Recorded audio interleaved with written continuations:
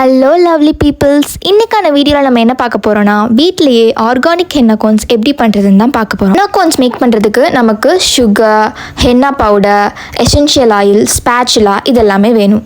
இப்போ நான் 50 gram henna powder எடுத்திருக்கேன். இதுக்குரிய மெஷர்மெண்ட் என்னென்னா 20 கிராம் சுகர் ஆட் பண்ணணும். இதே நீங்கள் 100 கிராம்ஸ் எடுத்திருந்தீங்கன்னா அதுக்கு இது அப்படியே டபுள் ஆகும். 20 கிராம் சுகர் யூஸ் பண்ணுறப்போ இதே 100னா என்ன ஆகும்னா 40 கிராம்ஸ் நம்ம யூஸ் பண்ணணும். இப்போது இந்த ஹென்னா பவுடரையும் சுகரையும் நான் நல்லா ஸ்பேட்சில் வச்சு மிக்ஸ் பண்ணிக்கிறேன்.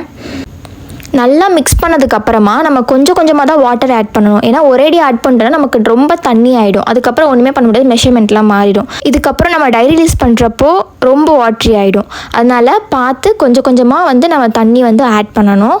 இதோட கன்சிஸ்டன்சி எப்படி இருக்கணும் அப்படின்னா, மேஷ்டு பொட்டேட்டோன்னு சொல்லுவோம்ல, மசிச்ச உருளைக்கிழங்கு, அது எப்படி இருக்குமோ அந்த கன்சிஸ்டன்சியில் நம்ம இந்த ஹென்னா பவுடர் மிக்ஸ் பண்ணணும். அந்த கன்சிஸ்டன்சி வந்ததுக்கப்புறமா நம்ம எசென்ஷியல் ஆயில் ஆட் பண்ணணும். 50 கிராம் ஆஃப் ஹென்னா பவுடருக்கு நம்ம 20 கிராம் சுகர் ஆட் பண்ணோம். இதுக்கு எவ்வளோ எசென்ஷியல் ஆயில் ஆட் பண்ணணும் அப்படின்னா 15 ml எசென்ஷியல் ஆயில் ஆட் பண்ணணும். இதே நீங்கள் 100 கிராம்ஸ் போட்டிருந்தீங்கன்னா 40 கிராம் சுகரு, இது எவ்வளோ ஆட் பண்ணணும்னா 30 ml ஆட் பண்ணணும். இந்த ஸ்டெப்பில் இதோட கன்சிஸ்டன்சி எப்படி இருக்கணும்னா அல்வா மாதிரி இருக்கணும். அதாவது ஒட்டாமல் எப்படி அல்வா வலிக்கிட்டு போகும் அந்த அளவுக்கு கன்சிஸ்டன்சியில் இருக்கணும். நெக்ஸ்ட் நம்ம டைரி ரிலீஸ் ப்ராசஸ்க்கு கொண்டு போகிறோம். அப்போது நம்ம மிக்ஸ் பண்ணி வச்சுருக்க அந்த ஹென்னா பவுடர் ட்ரை ஆகிடக்கூடாது மேலே. அதனால என்ன பண்ணுறோன்னா ஒரு ஸ்பூன் அளவுக்கு தண்ணி ஊற்றி அதை நல்லா ஸ்ப்ரெட் பண்ணி விட்டுறோம். கடைசியாக ஏர் போகாத அளவுக்கு ஒரு பிளேட்டை வச்சு மூடிடுங்க. இது நம்ம மேக்ஸிமம் 24 ஹவர்ஸ் வரைக்குமே வச்சுக்கலாம். மினிமம் 8 ஹவர்ஸ் ஆச்சு வச்சுருக்கணும். அதுக்கு முன்னாடி எடுக்காதீங்க. நீங்கள் இதெல்லாம் பண்ணி முடிச்சுட்டு ஓரமாக போய், அதாவது ஒரு வெளிச்சம் படாத ரூமில் போய் ஸ்டோர் பண்ணிடுங்க. நெக்ஸ்ட் டே மார்னிங் நீங்கள் ஓப்பன் பண்ணி பார்த்தீங்க அப்படின்னா அது டைரி ரிலீஸ் ஆகிருக்கும்.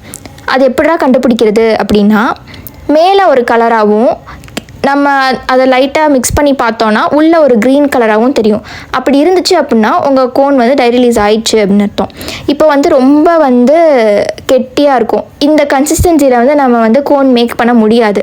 அதனால என்ன பண்ணுறோன்னா நல்லா மிக்ஸ் பண்ணிக்கணும். மிக்ஸ் பண்ணிவிட்டு கொஞ்சம் கொஞ்சமாக தண்ணி ஆட் பண்ணணும். ரொம்ப தண்ணி ஆட் பண்ணிடக்கூடாது, கொஞ்சம் கொஞ்சமாக ஆட் பண்ணணும். எது வரைக்கும்னா இதோட கன்சிஸ்டன்சி நம்ம இந்த பவுலில் லைட்டாக நான் சாய்ச்சேன்னா அப்படியே நிற்காமல் ஃப்ளோவாக வரணும். அந்த அளவுக்கு நம்ம தண்ணி ஊற்றி நல்லா ஹென்னா பவுடரை மிக்ஸ் பண்ணிக்கணும். இதுக்கு இன்னொரு மெத்தடும் இருக்குது. ஸ்பேச்சுலாவை டிப் பண்ணி எடுக்கிறப்போ மெஹந்தி ஃப்ளோவாக விழுகணும்.